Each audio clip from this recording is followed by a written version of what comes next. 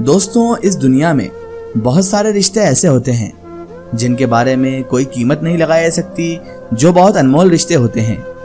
आज तक आपने बेशुमार कहानियां सुनी होंगी जिसमें माँ का रुतबा, माँ का मकाम, माँ का ओहदा बताया गया है, लेकिन कोई भी ये नहीं जानता कि माँ के किरदार के पीछे एक और किरदार भी होता है, और वो होता है अपने बाप का, अपने पिता का किरदार। जी हाँ, हर इंसान कहता है कि माँ अपना पेट काट कर बच्चों का पेट भर देती है, लेकिन वो पिता ही होता है जो बच्चों के लिए, अपने घर वालों के लिए कमा कर लाता है। दोस्तों, पिता का जीवन एक ऐसा जीवन होता है जो संघर्षों से भरा, कुर्बानियों से भरा होता है। जितनी कुर्बानी पिता अपनी औलादों के लिए, अपने परिवार के लिए देता है, शायद ही इस दुनिया में कोई किसी के लिए इतनी कुर्बानी दे पाए। क्योंकि कहने को तो सारे रिश्ते, सारे नाते बहुत ही प्रेम भरे होते हैं, लेकिन माँ बाप ही ऐसे हैं इस दुनिया में जो अपनी औलाद को, अपने वंश को बिना लालच, बिना लोभ के चाहते हैं। वो कभी अपने बच्चों से कोई लालच नहीं रखते, वो कोई लोभ नहीं रखते, या उन्हें रिटर्न कुछ नहीं मिलता। वो तो बिना रिटर्न के सिर्फ प्रेम भाव से अपने बच्चों को पाल पोस कर बड़ा करते हैं और अपने बच्चों की हर ख्वाहिशात, हर ज़रूरियात पूरी करते हैं। दोस्तों, अपनी ज़िंदगी में आपने कभी नोटिस किया हो या ना किया हो, लेकिन आपको ये पता होना चाहिए कि आपके पिता ने आपके लिए क्या क्या किया है, क्योंकि जब आपको ये पता होगा तो बुढ़ापे में कभी भी आप अपने माता पिता का साथ नहीं छोड़ोगे। बाप वो हस्ती का नाम है जो खुद फटे कपड़े पहनकर अपनी औलादों को अच्छे कपड़े पहनाता है। बाप उस हस्ती का नाम है जो खुद भूखा रहकर अपने परिवार को खिलाता है।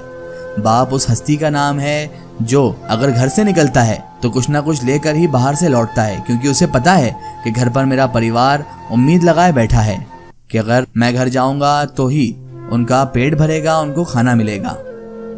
दोस्तों, हर इंसान माँ का तो बहुत बड़ा रुतबा बताता है, और बेशक माँ का बहुत बड़ा रुतबा होता है, लेकिन पिता भी कुर्बानियों के मामले में माँ जैसा ही किरदार निभाता है।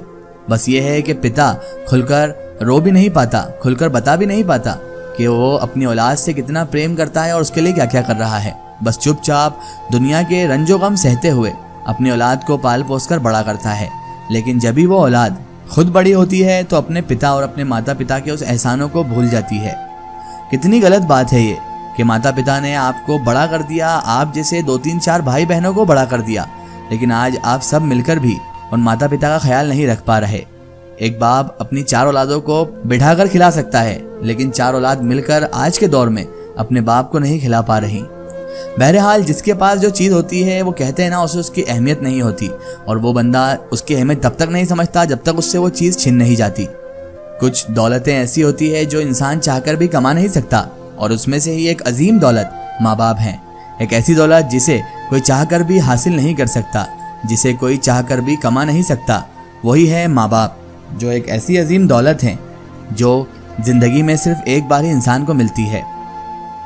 दोस्तों, जिंदगी में मैंने कई लोगों को देखा जो अपने माँ बाप को कुछ भी कह देते हैं, जो अपने माँ बाप से तल्ख रवैये में बात करते हैं, और कई लोग तो ऐसे भी देखे जो लोग अपने माँ बाप को ही छोड़कर दूर चले जाते हैं।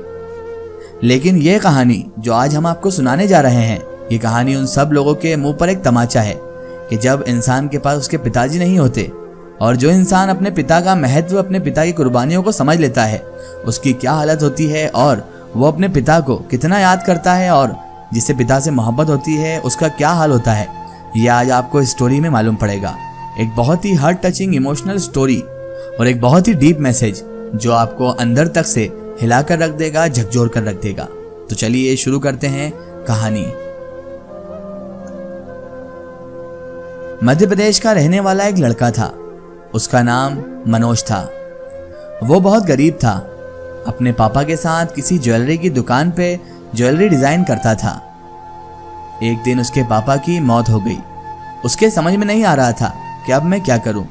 फिर उसने वो ज्वेलरी का काम अपना शुरू किया। कुछ सालों में वो काम चल पड़ा। उसने वो ऑफिस बना लिए और अपना खुद का काम चालू कर लिया, और एक अपने भाई को भी अपने साथ ले लिया। पर ताज्जुब की बात यह थी कि जितना मनोज मेहनती था, उतना ही उसका भाई निकम्मा था। ज्यादा पैसे देख के वो बस उड़ाने पर ही लगा रहता था। अपने भाई की कोई मदद भी नहीं करता, और काम में उसका बिल्कुल मन नहीं लगता था। उसका मन तो लगता था सिर्फ और सिर्फ खर्चा करने में, पैसे उड़ाने में। उसे फिजूल खर्ची का बड़ा शौक था। उसके भाई का नाम मनजोत था। एक बार की बात है कि मनजोत के ऑफिस में एक लड़की काम करने आई। उसको मनजोत ने काम पे रख लिया क्योंकि वो बहुत सुंदर थी और भला की खूबसूरत थी और मनजोत को वो पसंद भी थी। वो लड़की बहुत मदद करने वालों में से थी। दूसरों की मदद करना उसको बहुत अच्छा लगता था। उसका नेचर बहुत हेल्पिंग था। उधर मनोज तो बिल्कुल सीधा साधा था और सिंपल सी लाइफ जीता था। एक दो बार भी वो भी उस लड़की से मिला, पर उसे नहीं पता चला कि वो मनजोत के ऑफिस में काम करती है और उसको इतना ही नहीं पता था कि ये मनजोत का भाई है। थोड़े दिनों के बाद जब मनजोत ने उसे किसी काम से मनोज के ऑफिस में भेजा तो वह जाके उसे पता चला कि ये मनोज का ऑफिस है और जाके पता चला मनोज तो भाई है मनजोत का। और थोड़े दिनों बाद उन दोनों को एक दूसरे से प्यार हो गया। पर मनजोत को भी प्यार हो गया था उस लड़की से, लेकिन उधर मनोज और वो लड़की एक दूसरे से शादी करना चाहते थे। पर जब ये सब बातें मनजोत को पता चली उसे बड़ा दुख हुआ। वो ये सब बर्दाश्त नहीं कर सकता था, पर वो कुछ बोला नहीं और कुछ प्लानिंग करने लग गया। कुछ षड्यंत्र रचने लग गया अपने ही भाई के और अपनी होने वाली भाभी के खिलाफ। कुछ महीनों बाद दोनों की शादी हो गई, यानी मनोज की और उस लड़की की। और उसके कुछ महीने के बाद जब मनोज की बीवी प्रेग्नेंट हुई तब एक तूफान आया उनकी जिंदगी में। मनजोत तो शुरू से चाहता नहीं था कि उनकी शादी हो, वो तो ख्याली पुलाव पका ही रहा था।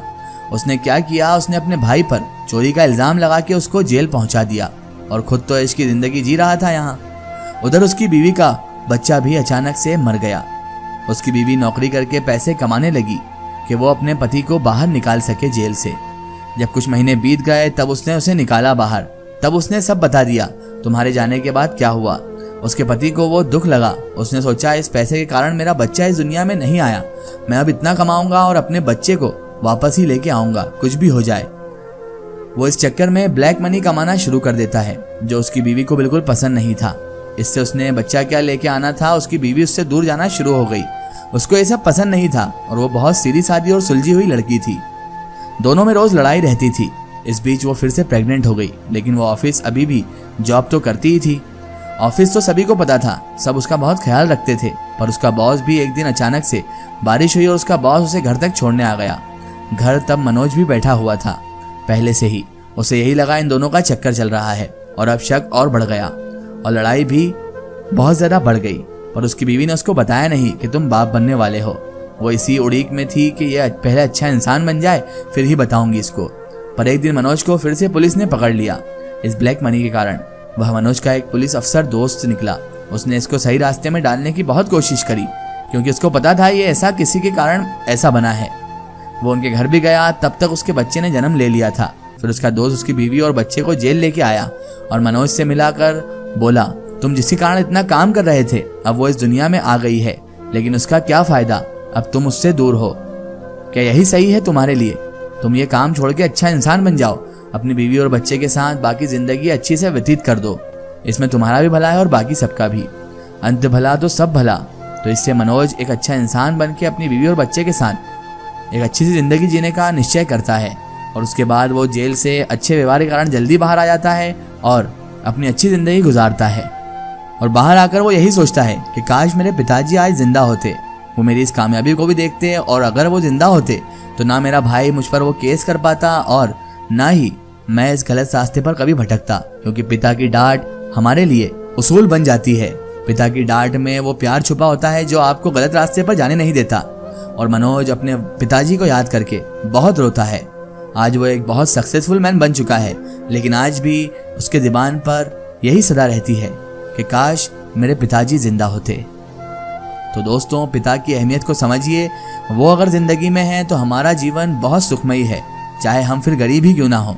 लेकिन अगर वो नहीं तो हमारी ज़माने भर की दौलत भी हमारे किसी काम नहीं आ सकती।